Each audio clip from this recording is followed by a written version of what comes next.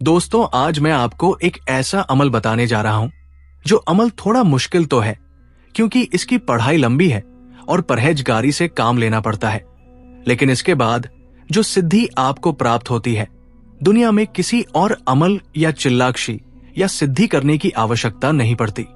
आज मैं आपको दाना ए सुलेमानी सिद्ध करने का अमल बताने जा रहा हूं। हालांकि ये अमल बहुत परहेजगारी का है, लेकिन फिर इससे प्राप्त होने वाली शक्ति से आप कुछ भी कर सकते हैं। ये अमल मुस्लिम धर्म का है, खासतौर पर जो लोग मुस्लिम धर्म से हैं और अपनी नमाज को बिना नागा सही तरीके से पढ़ते हैं, उनके पास ये अमल, ये पढ़ाई जल्दी सिद्ध हो जाती है। आप भविष्य आपके अपने हाथों में होता है, आपकी कब्र का अंजाम आपके हाथों में होता है। जो जैसा करेगा वैसा ही भरेगा। पढ़ाई को कामयाब करने के लिए नमाज और दरूद अपनी एक महत्वपूर्ण भूमिका निभाते हैं। ये अमल पूरे 40 दिनों का है, लेकिन कोई गलती कमी होने सी सूरत में इस चिल्ले दूसरी और तीसरी बार भी करना पड़ सकता है। भोजन में बिना मिर्च मसले हल्का खाना और दरिया का पानी पिए। अपना भोजन खुद तैयार करें। परहेजगारी आपके पहले चिल्ले को ही कामयाब बना देगी। ऐसा खाना जो आपके मुंह से बदबू पैदा कर दे, कच्ची लहसुन, प्याज, हींग, सिगरेट, बीड़ी इत्यादि इस साधना काल में भर पूरी तरह वर्जित है। जब आपके सामने मवक्किल हाजिर हो और आप दाना के सुलेमानी उससे मांगे, तो जब मवक्किल वापस नहीं आता तब तक अपने कमरे में से बाहर नहीं जाना।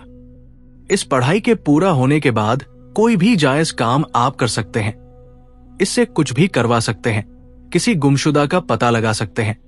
किसी मरीज के ऊपर से जिन जिन्नात का असर खत्म कर सकते हैं। ऊपर की हवा को हटाने में ये बहुत कारगर है।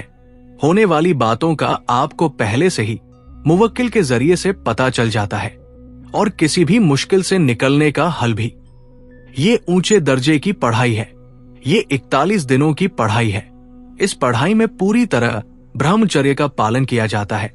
इस साधना में कच्चा प्याज, लहसुन, मुंह को दुर्गंधित करने वाली चीजें वर्जित है। साधना संबंधित नियमों का पूरी तरह से पालन इसमें करना पड़ता है।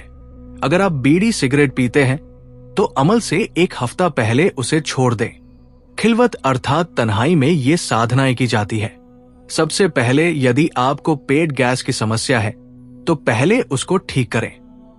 पूरी साधना और उसके बाद भी लघुशंका या मूत्र त्याग बैठकर ही करें और मूत्र त्याग करने के बाद इस्तिंजा जरूर करें। ये आदत आपको पक्के तौर पर बनानी है। फिर एक तन्हा कमरे का प्रबंध करें। उस कमरे में से फालतू सामान निकाल दें और लीप पोत, चूना इत्यादि करवा दें।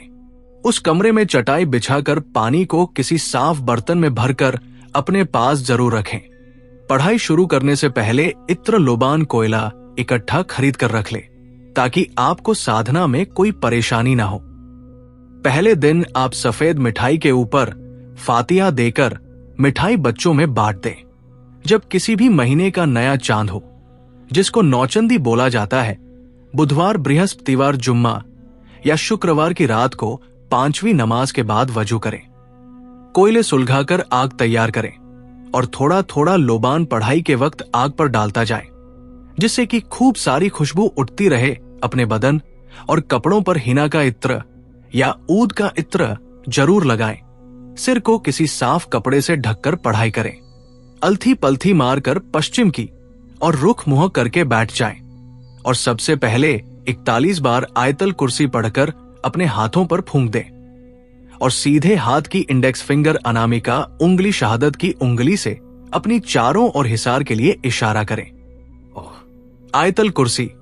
अल्लाहु ला इलाहा इल्लल्लाहु वल हय्युल क़य्यूम ला तख़ुज़ुहु सिनतुम वला नौम लहुमा फिस्मावाती वमा फिल अर्ज़ी मंज़लज़ी यशफु इंदहु इल्ला बीजनिही यल्मु मा बैन ऐदिहिम वमा ख़लफ़हुम वला युहितून बिशैइन मिन इल्मिही इल्ला बिमा शावसिया कुर्सी हुस्मावाती वल अर्ज़ी वला यौदुहु हिफ्जुहुमा व हुवल अलीउल अज़ीम। इब्राहिमी दरूद शरीफ। अल्लाहुम्मा सल्ली अला महमदीव व अला आले महमदीवं कमा सल्लेत अला आले इब्राहिम व अला आले इब्राहिम इनका हमीदुम मजीद। अल्लाहुम्मा बारिक अला महमदीव व अला आले। मैम दिवं कमा बारिक अला इब्राहिम वाला आले इब्राहिम इनका हामिदुम मजीद। फिर आपको एक तस्बीह दरूद शरीफ पहले अव्वल और अजीमत के बाद आखिर में पढ़ें। इस अजीमत को 1093 बार रोजाना पढ़ना है। अजीबू या सबराइलू बेहद या समद या कयूमू या रब्बू। इसमें आपको 30 दिनों के बाद रूहानी शक्तियों अपने आसपास होना महसूस हो जाएगा। एक बात का विशेष बात का जरूर ध्यान रखें, पढ़ाई के वक्त मुवक्किल हाजिर होगा और आपसे ये अमल करने का कारण पूछेगा, लेकिन आपने उसको जवाब सवाल किए बिना अपनी पढ़ाई को जारी रखना है। पढ़ाई पूरा करने के बाद ही उसे कोई कलाम करें या बातचीत करें। जब तक आपकी पढ़ाई पूरी ना हो तब तक मुवक्किल से कोई बातचीत नहीं करनी है। पढ़ाई पूरी होने के बाद चाहे उस मुवक्किल को अपने साथ और रखने की शर्तें तय कर दें या उससे दाना सुलेमानी मांग ले।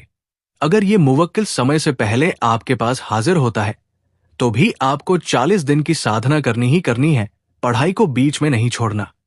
अमल के दौरान जो अनुभव आपको प्राप्त हो उसके विषय में आप किसी को नहीं बता सकते। उस अवस्था में आपकी प्राप्त की हुई सभी शक्तियां स्वतः समाप्त हो जाएंगी।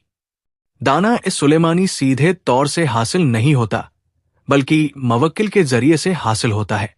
ये सफराइलू मुवक्किल दाना इस सुलेमानी का मुहाफिज मुवक्किल है। जब ये साधना की जाती है तो पहले मुवक्किल हाजिर होता है। आपकी मर्जी होती है कि आप मुवक्किल को आपने साथ रखना चाहते हैं या उससे सुलेमानी दाना हासिल करते हैं, क्योंकि जब मुवक्किल आपके पास आता है तो आपसे पूछता है कि तुमने मुझे अपने पास क्यों बुलाया। फिर आप चाहे आप उससे सुलेमानी दाना जिन हासिल करें या उसे ही अपने साथ रख ले। शर्त तय होने के बाद आपको शर्त निभाना बहुत जरूरी होता है। साधना पूरी हो जाने के बाद आप में इतनी ताकत आ जाती है कि कोई भी जिन्न या परी आपको नुकसान नहीं पहुंचा सकता। आप किसी भी मरीज के ऊपर से भूत प्रेत, जिन्न चुड़ैल इत्यादि को हटा सकते हैं। जैसा कि मैंने पहले बताया, जब आप इस साधना को मना करने का मन बनाएं तो आप इस साधना को 3 बार करने के लिए तत्पर रहें, क्योंकि मुवक्किल कई बार जल्दी हाजिर नहीं होते। दृढ़ संकल्प और आत्मविश्वास सफलता का सूत्र है। इस साधना को करने के लिए उस्ताद गुरु का होना जरूरी है, वरना जान का खतरा भी हो सकता है।